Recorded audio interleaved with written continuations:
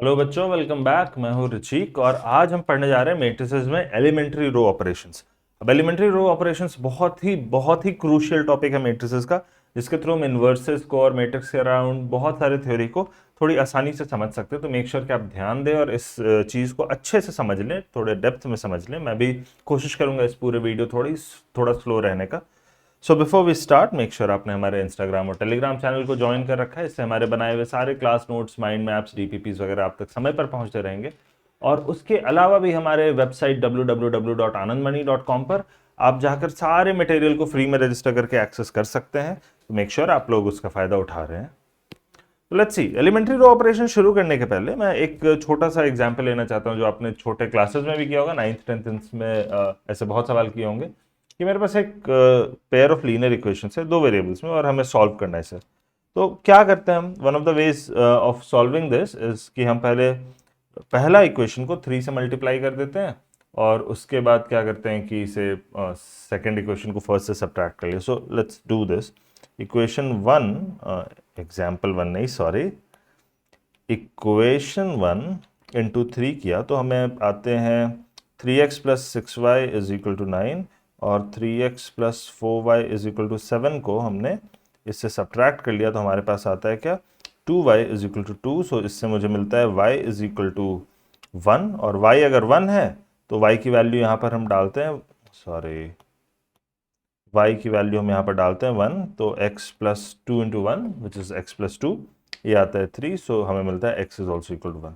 हमने किया क्या बच्चों कि अगर इसका हम कोएफिशिएंट मैट्रिक्स बनाते तो क्या ना, 3 1 2 3 4 है, 1 2 3 4 है, यहाँ पर x y है और यहाँ पर हमारे पास 3 7 है, राइट। तो ध्यान से देखो बच्चों, हमने किया क्या कि हमने इसके रो वन में, पहले ना रो वन में दोनों साइड हमने 3 मल्टीप्लाई किया था, है ना। रो वन बदल गया था 3 रो वन में और उसके बाद हमने क्या किया था कि रो वन जो कि अब 3 रो वन हो चुका है ना, तो अब रो वन से हमने रो टू को सब्ट्रैक्ट कर लिया था और इससे हमारा एक सोल्यूशन बन गया था। बेसिकली किया हमने यही। अगर कोएफिशिएंट मैट्रिक्स में देखें तो पूरे इक्वेशन में 3 मल्टीप्लाई करना सेम एज कि पहला रो जो कि पहला इक्वेशन रिप्रेजेंट करता है उसमें हमने 3 मल्टीप्लाई कर दिया और इक्वेशन 1 से इक्वेशन 2 को सब्ट्रैक्ट करना, दैट मीन्स पहले रो से दूसरे रो को सब्ट्रैक्ट करना। तो ऐसे कुछ कुछ रोज पे ऑपरेशंस कर रहे हैं हम, दो रो को ऐड कर दे रहे हैं, मल्टीप्लाई कर दे रहे हैं, वगैरह वगैरह वगैरह, जिससे हमारा इक्वेशन बन रहा है। अल्टीमेटली कर तो वही रहे हैं कोएफिशिएंट मैट्रिक्स के साथ हम। तो इन रो ऑपरेशंस को हम अलग से पढ़ लेते हैं, अलग कैटेगराइज कर लेते हैं कुछ टाइप्स ऑफ रो ऑपरेशंस और उसके क्या क्या इफेक्ट होते हैं एक इक्वेशन पे, जिससे हम अपने थ्योरी ऑफ लीनियर इक्वेशंस को और बढ़ा पाए। तो जो पहला रो ऑपरेशन ना वो वही है, एक रो को हमने लैम्डा टाइम्स मल्टीप्लाई कर दिया है। तो अभी भी हमने किया, रो वन को 3 टाइम्स रो वन कर दिया और जो पहला रो ऑपरेशन है हमारा वो किसी भी रो आई को लिया, उसको लैम्डा टाइम्स रो आई में बदल दिया। अब बच्चों ये elementary row operation can be seen as left multiplication by this particular matrix 1 1। ये जो ith रो है यहां पर हम लैम्डा डाल दिए और फिर 1 1 1 और बाकी ये 0 ये 0। ऐसा क्यों हुआ? क्योंकि पहला रो है 1 टाइम्स रो 1, क्योंकि पहले रो को हमने बदला नहीं, दूसरा रो 1 टाइम्स रो 2, दूसरे रो को बदला नहीं। बट जो ith रो है ना वो 0 times row 1 plus 0 times row 2 up to, और ith पोजीशन पे जाके लैम्डा टाइम्स रो आई आना चाहिए, है ना, क्योंकि हम रो आई को लैम्डा टाइम्स रो आई में बदल रहे हैं। दैट मीन्स इस पर्टिकुलर मैट्रिक्स से हम मल्टीप्लाई कर रहे हैं। ये अगर क्लियर है तो हम दूसरे रो ऑपरेशन को देखते हैं और देखते हैं कि क्या वो भी एक मैट्रिक्स लेफ्ट मल्टीप्लिकेशन के इक्विवेलेंट है। तो दूसरा रो ऑपरेशन है हमारा, रो आई जो है वो रोजे में बदल गया और रोजे जो है रो आई में आ गया, इंटरचेंज करना दो रोज को।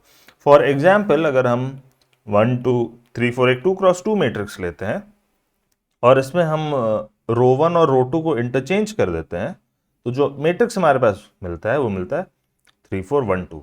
अब बच्चों देखो, this is same as multiplying this 1 2 3 4 with what. तो पहले रो की जगह हमें दूसरा रो चाहिए। सो दैट मीन्स जो हमारा प्रोडक्ट का पहला रो होना चाहिए वो होना चाहिए 0 times row 1 plus 1 times row 2 और दूसरा रो होना चाहिए 1 times row 1 plus 0 times row 2, है ना।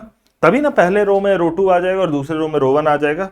सो that means 0 times row 1 plus 1 times row 2, 1 times row 1 plus 0 times row 2। तो इस मैट्रिक्स से मल्टीप्लिकेशन के जैसा हम देख सकते हैं इस पर्टिकुलर एलिमेंट्री रो ऑपरेशन को।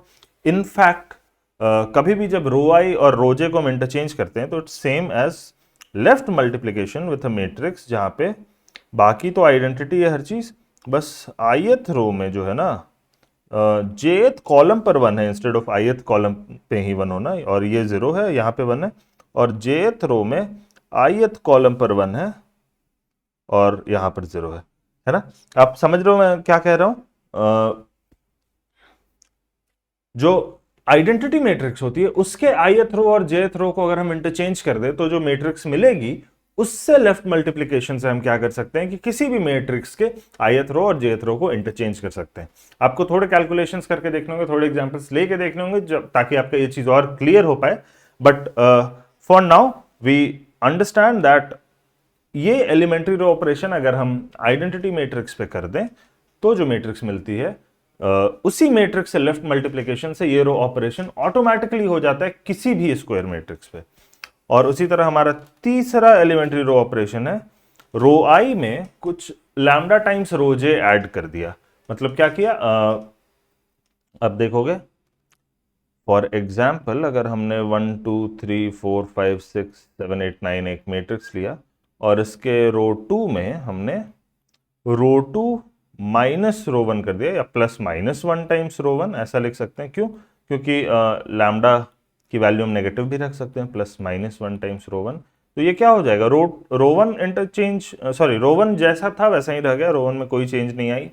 रो 2 में से रो 1 सब्ट्रैक्ट हो गया, सो 4 माइनस 1 3, 5 माइनस 2 3, 6 माइनस 3 3, और यहाँ 7 8 9। अब क्या ये भी एक लेफ्ट मल्टीप्लीकेशन है विद सम अदर मैट्रिक्स? तो हाँ, ये भी एक लेफ्ट मल्टीप्लीकेशन है। और इसको कैसे अचीव किया जा सकता है? इसको अचीव किया जा सकता है by left multiplication of the matrix जो मिलता है हमें आइडेंटिटी मैट्रिक्स पर यही रो ऑपरेशन करके। सो दैट मीन्स हमने बाकी तो 1 1 1 1 1 1 है, ठीक है। अब आइडेंटिटी मैट्रिक्स में मान लेते हैं हम, अगर रोजे में से, सॉरी रोजे नहीं, रो आई में से, रो आई से लेट्स से ith रो यहां है, इस पर हम लैम्डा टाइम्स रोजे ऐड कर देते हैं, और लेट्स से रोजे कुछ यहां पर है ना।